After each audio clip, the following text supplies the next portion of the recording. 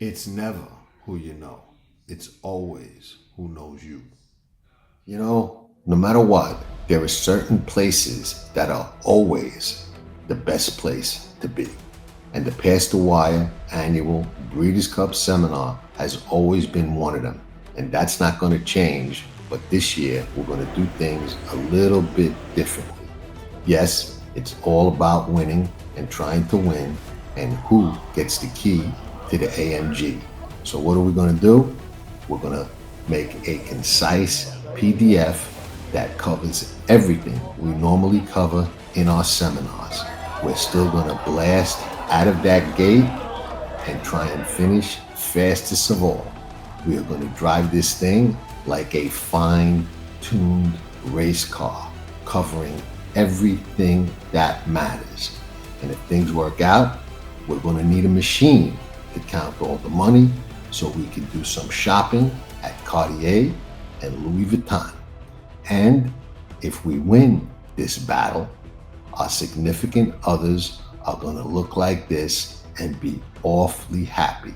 The first ever Pass the Wire annual Breeders' Cup report, a PDF specifically for you and a private Q&A as well for everybody who rides with us.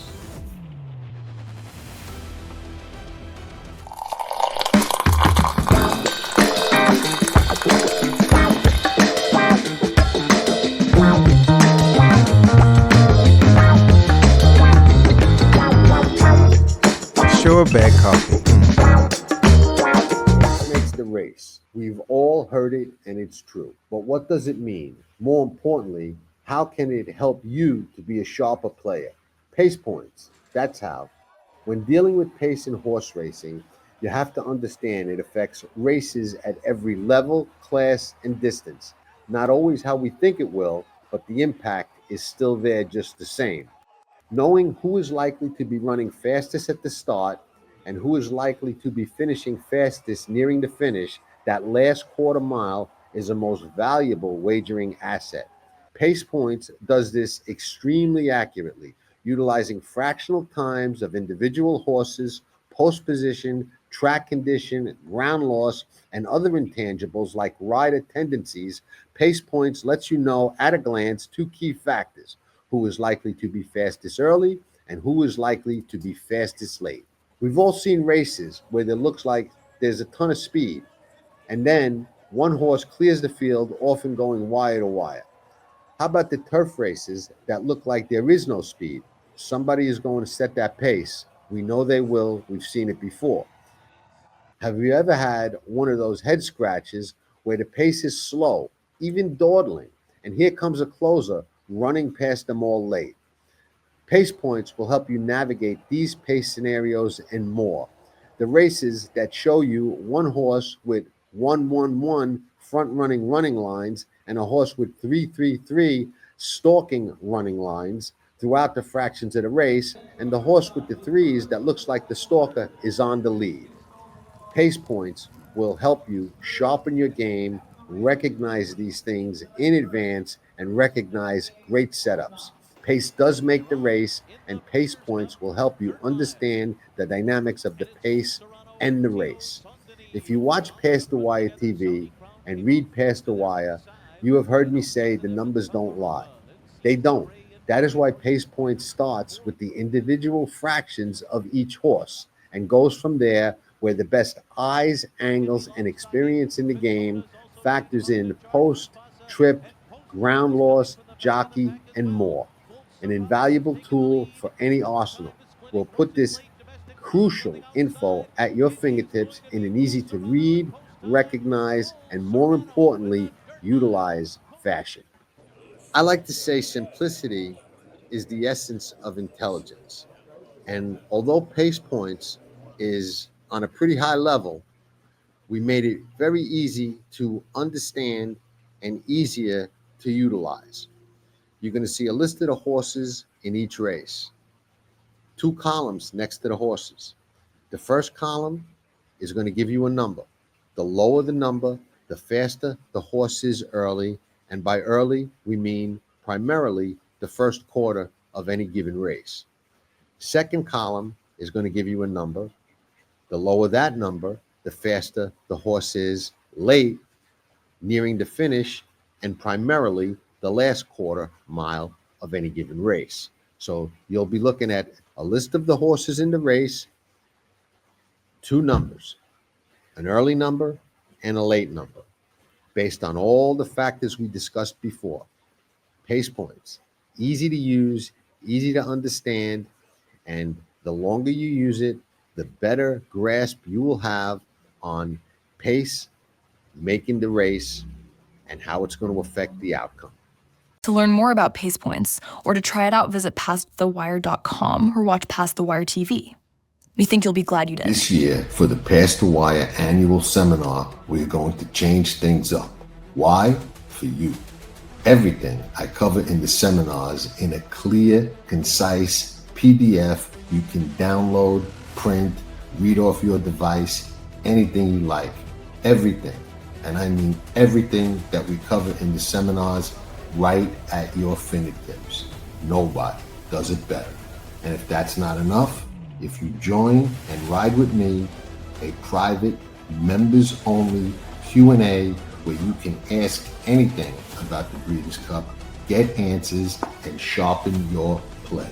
Secure your spot at PastTheWire.com and try and make this your best Breeders' Cup ever. I'm surely going to try and make it mine. Ciao a tutti. Welcome back to another Past the Wire Thorograph show. We're going to try and nail it once again with the Thorograph Numbers and Patterns. We're going to do the Goodwood out at Santa Anita, a race that is certainly going to have, or at least figures to have. I don't think in horse racing we can ever say anything with absolute certainty other than it's not for the faint of heart. But going to have some Breeders' Cup Classic implications, maybe even Breeders' Cup Mile implications with full Serrano in there. But an interesting race nonetheless. On the subject of the Breeders' Cup, you saw we're changing up the seminar a little bit this year, and I think we're going to make it the best of both worlds and something that everybody's going to love. I'll put the information in the write-up introduction to this video, but basically for those who join the seminar / report, whatever you want to call it, going to get a full PDF that you can download, read on your phone, read on your tablet, print, whatever you want to do, that has my analysis, who I like, who I don't like, what I'm playing against, money management, ticket strategies, all kinds of everything we cover in the seminars in a PDF that you could refer to, so you don't have to go back and re-listen. However, our seminar, or what I'm going to call the Q&A this year, still going to happen live, interactive with a replay. You'll get a link. You'll be able to go on with me, ask any questions about the PDF, about my selections, anything I didn't cover in that. If you've got a question about a specific horse or a specific bet or something like that, you'll have your opportunity to ask. And if you missed the live Q&A, you get a replay of it, and odds are there's a chance somebody asked a question that you were going to ask. So best of both worlds. I think everybody's going to like it so far. All the feedback has been phenomenal. And that's why we do it all for you. So let's get right into this Goodwood out at Santa Anita. Sorry for the late start and the late posting of the show this week, but we did Santa Anita. We had a live show last night. Things come out late. Things happen. We're here now. So, again, I will talk fast, so if you listen faster, I will not have to slow down so you can catch up. So we'll just try and get right into it. Race 9, Saturday to Goodwood. Again, we've got Breeders' Cup implications here. Let's start by saying no Nisos. Nisos was looking like a serious player for the Classic, even with that 1.25 mile question mark. Looks like he's out. He didn't run in the Pacific Classic. He's got one work, I think, since then. Don't hold me to that, but I believe he's got one work since then. But he's not in a Goodwood, which leads me to believe he's probably not going to be in the Breeders' Cup Classic. I mean, like we said, you never know in horse racing. Weird things happen, but it don't look like he's going to be in the gate. Let's hope he's okay, and hopefully we get a chance to see him again, because there's no doubt he's an extremely talented racehorse. That said, Bob has 3 in here that all can earn a spot in the Classic with a big race in the Goodwood. So one of them is Gaming on the rail, so we'll start with him. Gaming, fast as a 2-year-old, not the ideal kind of pattern in my opinion, but starts at 13 1/4, goes to a 4 3/4, so big improvement. Doesn't regress, shows another marked improvement to 2 1/2, and then regresses at Los Al as a 2-year-old, runs a 10 1/4 to close out the 2-year-old year. Comes back 15 3/4. Don't like that, but then he jumps forward and goes back to that best number, 2 1/2, repeats it, 2 1/2, regresses a little bit to a 3, lays off a couple of months, comes back at Del Mar and runs a 10 1/2. Hard pattern to decipher, but I would be lying if I said I didn't really like it. Now, he's run bad races and bounced back with big efforts before, so he can do that. So let's give him the benefit of the doubt and say, okay, he clung to it that 10 1/2, but now he's going to go back to one of those better races, a 2 1/2, which is his best number, or a 3. So let's say, not loving the pattern, we can see where he bounces back off the bad race and runs back to one of those races.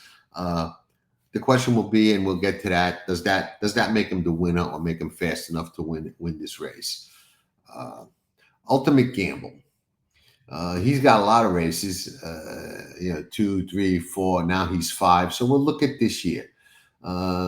He's getting better. He's going well. His best lifetime number is a 2 1/4, which he ran last time. And how he got there was this: 7, 6, 2 1/4, 2 1/4.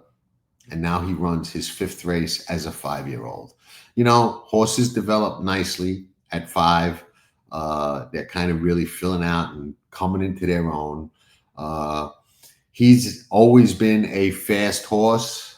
He's got some 4s in his background. He was a vet scratch once last year as a 4-year-old. I don't think that matters at this point, but he's got a really sweet pattern going into the Goodwood for sure. And if he goes forward off the 2 1/2, off the 2 1/4, which it looks like he will, off the pad at 2 1/4, that looks faster than Gaming. So we may have already answered the Gaming question already, assuming Gaming does run back to one of his better races. Privman. Privman is a horse that visually I find very interesting, because last time out, if you watch the replay, he was beat on the inside and passed on the inside, albeit an allowance race, but he came back again fighting on the rail and he won. And the horse that he beat, again, in lesser company, did come back to win. So one thing I will say, and again, we're not handicapping or deep diving these races. We're using the Thorograph Numbers and Patterns to identify who's fast enough, who's going the right way, who's bouncing, who's not fast enough, too slow, whatever. But I will say this, because I believe in it strong. There are some things that you could visually see with your eyes, that can't be quantified with any kind of numbers or any kind of past performances, and that's hard fight. Okay, a horse comes back and fights for a win on the inside. I like that. I don't care what the past performances say or what the numbers say. And Privman did that. Now, Privman was always a highly regarded horse, always well thought of, named after Jay Privman. I'm sure they didn't want to name a horse that they didn't think a lot of after Jay. So what do we got? We got a horse who ran once as a 2-year-old and runs a 12 3/4 at Los Al. Not the best, but comes back at 3. And what does he do? He runs a 12, runs a 7 3/4, 7 3/4, and then a 5. That fight back race on the rail last time was a 5. Definitely going the right way. So 7 7 5 or 7 3/4, 7 3/4, 5. I love the slow climbing, building progression as opposed to the big jumps. I see a nice jump forward for this horse on Thorograph. I think he can easily go 3 or 4 points forward to a 2 or a 1. And based on what we've seen, that puts him in contention. And if he makes a big leap forward, which is not impossible, he makes a 5-6 point leap forward, then he's definitely a force to be reckoned with in here. And we know he's got guts and heart and fight. First mission, but we love the pattern. First mission, he's got an awful lot of starts and had an awful lot of chances to win a grade 1. Has not done it yet. I haven't looked at these numbers yet. I like to look at them fresh when I do the shows. So I will say I suspect him to be one of the 2 fastest horses to date in the race. But that don't mean he's going to be the fastest horse in the race come Saturday. No starts at 2, but he ran a bunch at 3, a bunch at 4, and he's run a bunch at 5. Let's look at 5. Okay, 1.5 negative. Yes, fastest horse to date. 2.5 negative. 1.5, 1.25 negative. So this horse is running negative numbers. That makes him a lot faster than anybody else we've looked at. Now, he hasn't won a grade 1 yet. He's come up short, but on the numbers alone this year, he's running faster than anybody in this race, and he's doing it consistently, even when he doesn't run his best race. So let's look beyond that and say, what does his pattern tell us? Well, we got a 1.5 negative, goes to a 2.5, 1.5 negative, goes to a 2 negative, regresses off the 2 negative to a 1.5, then goes back into the negative numbers at Monmouth and goes a 1.25 negative. I could see him running the same or even a little bit better. So you might have to run a 2 negative to beat first mission. So on the patterns and the numbers, he's awfully tough to beat unless he finally throws in a clunker. And he hasn't done that since the first start of his 4-year-old career, which is 1, 2, 3, 4, 5, 6, 7, 8, 9 races ago. He runs an 8.5 at Gulfstream Park. I think that might have been the Pegasus. I don't have his past performances in front of me.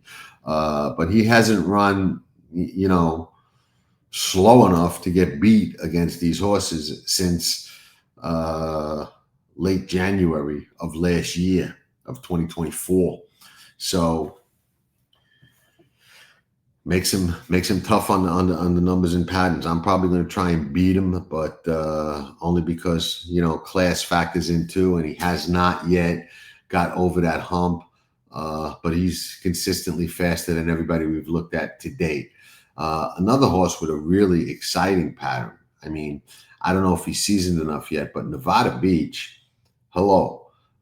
6, no starts at 2, but at 3, 6.25, 4, 3.5. Again, that clawing, getting better without taking a regression pattern that I absolutely love. Laid off since the Losal race. That was the end of June. A couple of months off to grow up. I know Bob would not put him in here if he didn't think he grew up and deserved a shot at this race and possibly the Classic. Because the Goodwood ain't never the goal for Bob Baffert. He's always thinking, 2, 3, 4, 5 moves ahead, which is what you should do. And well,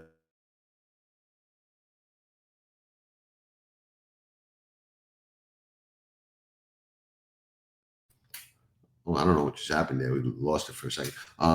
He can surely go into the 0, 1 negative, 2 negative number and be something that first mission has to deal with and everybody else. So he's dangerous and got a great pattern. And again, we've talked about this before. In these kind of races, horses prepping for the Breeders' Cup, grade 1 races, 1.125 grade 1, 1.25 grade 1 races at the major tracks, you're going to have most of the horses with fast numbers and good patterns. That's why they're in the grade 1 races, and that's why they're taking a shot to get in the Breeders' Cup Classic. So we really gotta put our thinking caps on and dig deep into these patterns. Express Train, he's been around a long time. He's 8. This year, 1 3/4, 3 1/4, 6 3/4, 3.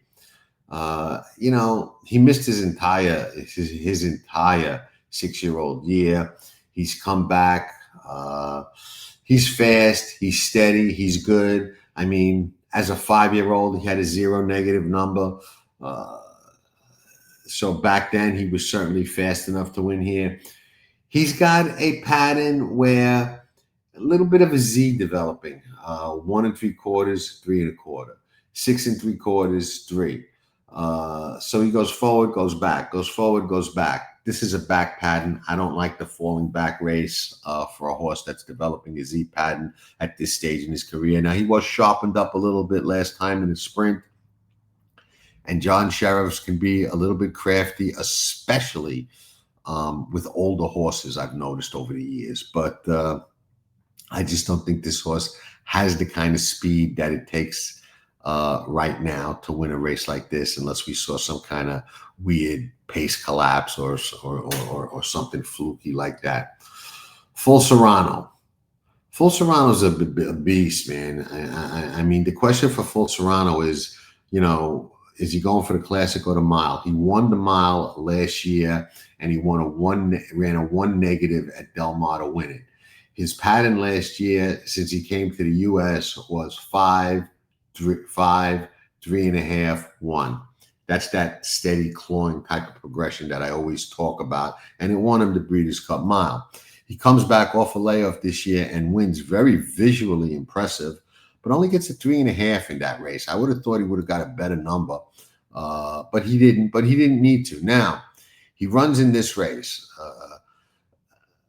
1 1/8 looks like he should handle it. 1 1/4 looks a little bit iffy, but I think Sadler's putting himself in a position where if he wins or runs big, and this is a win and you're in for the classic. If he wins or runs big, he's got options. He can say, okay, let me see how the classic shapes up. Do I want to go there? Let me see how the pace shapes up. Let me see how it looks. Or do I want to go for a repeat in the Breeders' Cup Mile? So he's kind of sitting in the catbird seat with what he wants to do with this horse. But a lot will be determined by how he runs. And if you look at his pattern last year, and he's got a lot of races before he came to the U.S. In Argentina, but last year we got the 5, 3.5, the 1 negative win in the Breeders' Cup Mile. This year we got only one race prior. We got the 3.5, but he probably didn't need more than that. And now he's gonna. I got to assume he's gonna go back to the 0 or 1 negative, maybe even a 2 negative. I mean, he's 6 years old. He's experienced, and that puts him right there with First Mission. That puts him right there. If Nevada Beach goes forward, or any of the others that we talked about really go forward in a manner that can get them home in a race like this. And there you have your field. So we'll do a quick rundown of. I was going to say like I always do for all of you that watch the show regularly, but I'm going to say me because it's really my opinion. You may not agree. Gaming, didn't like the pattern, didn't think he was fast enough. Did think he was going to go forward, but just didn't think he was, even going forward fast enough to win. Ultimate Gamble is an intriguing long shot in here. Does have a forward moving pattern, doesn't have to go forward a lot off that 2.5 or 2 1/4 rather, to get to that 0, 0 negative, 1 negative number, which is probably what it's going to take to win this race. Privman, I liked a lot, and I upgrade because of the guts and determination he showed on the inside last time. Definitely has a forward moving pattern, but he's going to have to move forward a little bit more than some of the others in order to get to that number. 7 3/4, 5. I could easily see a 3, a 2, even a 1. But that's probably not going to do it. He's probably going to have to run faster than that in order to win this race. But like I said, I'm going to upgrade him because he was on the inside. Thorograph is based a lot on ground laws, so his number might not be as low as it would have been had he been on the outside and he did show that fight to come again and win on the inside. So maybe that 5, maybe we could kind of factor in our visuals to that and say, okay, well, we're going to upgrade that to a 4, maybe a 3. Then he doesn't have to go forward that much. So Privman is interesting. It's interesting. First Mission, we talked about, he's steady as a rock, probably going to come with that, same type of, 1 negative number, maybe a 2 negative number, more likely a 1. But that puts him right square in the mix. But he's always right square in the mix and doesn't get it done. So let's just keep that in mind. But, maybe like they say, he's due and then overdue and then overdue. But he's a racehorse, not a library book. Nevada Beach, lightly raced, unseasoned, gives up a lot, big ask, but Patton's phenomenal, man. And doesn't have to get a lot better to contend. 6 1/4, 4, 3 1/2. We like him. Express Train, didn't like the Patton. Full Serrano, definitely, like him. So, when you look at this in the wrap up, Express Train doesn't look fast enough to me. Gaming doesn't look fast enough to me. None of the others, honestly, and it's not a big field, but none of the others would really be a surprise. We can make a case for any one of them. I lean, in taking a shot against First Mission only because he hasn't delivered that win in this kind of company before. So that leaves us with, Privman, Nevada Beach, and Full Serrano with a close eye on Ultimate Gamble. So, now what I do is, like I said, I'll go and I'll handicap the race and watch my replays, take my notes, see how the pace sets up, and see what what I want to do. But at least I know going in who's fast enough, who's not, and all the things we can get from the Thorograph. And again, we use tools and try and get all the information we can, and Thorograph is a valuable tool. Sometimes we got one horse that sticks out. Sometimes we got more than we can eliminate. It is what it is. I did this race this week because I had a feeling it was going to come up like this and it would be challenging, and it was, and it did, and it is what it is. Now, you can get the free sheets for the Goodwood and look at them yourself. Ask any questions of me that you have. You can put them in the comments. Let us know what you think. You can get them free. It's the Pass the Wire race of the week at Thorograph. You just go online. You can go to passthewire.com, click on the Thorograph ad. It'll take you right to a place where you enter your email and you get the sheets for free for this particular race. So why wouldn't you do it? Great thing to do. And again, I invite all the questions that you may have about any of my interpretation or evaluation of these numbers. And we'll see what we could do this week, and we'll try and come up with a race that's a little bit more definitive next week. But these races are good to do and good to learn from, and I enjoy them. And again, this race is going to help us a lot going forward when we start looking at the big dance in the Breeders' Cup. So with that, thank you everybody for tuning in. Any questions about the seminar or Breeders' Cup report this year, let me know. The information will be in the write-up. Hope to see you all there. And have a great weekend. Enjoy the races. We got good racing at Aqueduct, Churchill, and Santa Anita on Saturday. So hopefully you all can do some damage and pad those Breeders' Cup bankrolls. Ciao for now.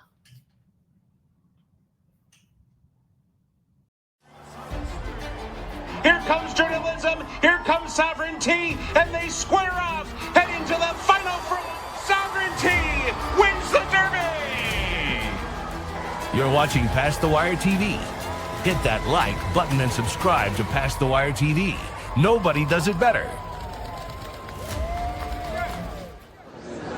Are they talking about us? Shh. Wait. Are they talking about us? I think I heard Pass the Wire. Pass the Wire TV. They are talking about us.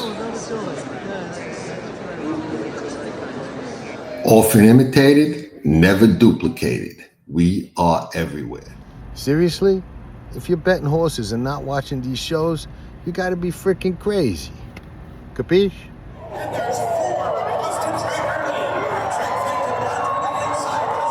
You're watching Pass the Wire TV.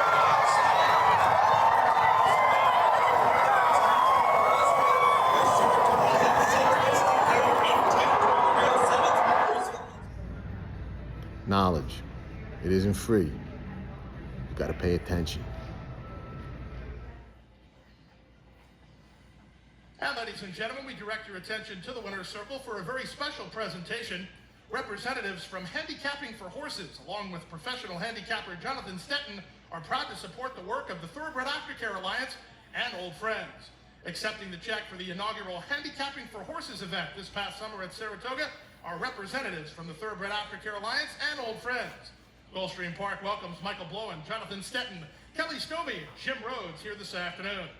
Since 2012, the TAA has awarded more than $17.2 million to accredited organizations.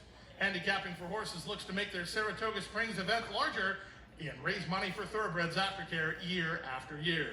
Once again, thank you to Handicapping for Horses, Jonathan Stetton, and welcome to Old Friends and our friends at the TAA. The Rainbow Six and race number 5 up next. And they're off in the Kentucky Derby. You're watching Past the Wire TV, the biggest races at the best tracks. From the Kentucky Derby to the Breeders' Cup. The best horse racing coverage is right here on Past the Wire TV.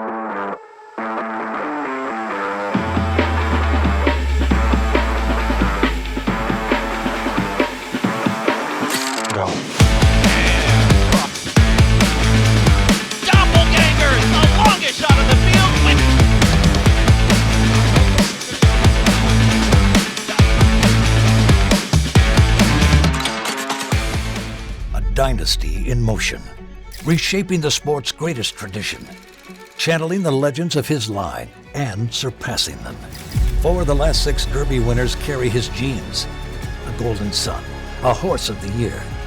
Another chapter written beneath those iconic spires. Derby dreams fulfilled for the titans of our industry. From authentic to sovereignty, a legacy both real and supreme. Into mischief. Everybody, Dan Oman here with some exciting news. DRF Formulator, the gold standard in past performance information, is now free, exclusively on DRF Bets. Join DRF Bets with the promo code WINNING, get a $250 first deposit match bonus, a $10 free bet, and free Formulator already uploaded to your account. Access Formulator's premium features, including sortable trainer stats, race replays, personalized trip notes, and lots more. Free Formulator, exclusively on DRF Bets.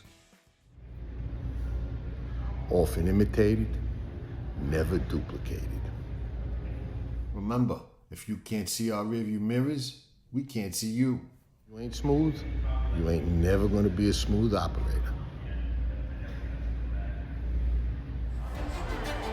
Here comes journalism, here comes sovereignty, and they square off, heading to the final front.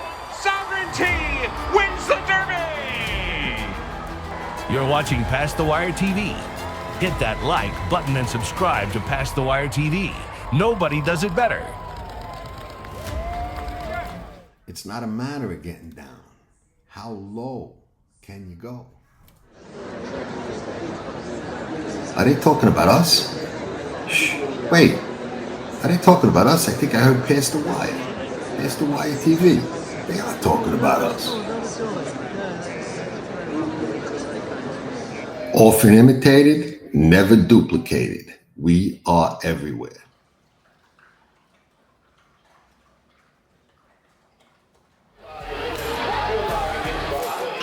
Nobody does it better.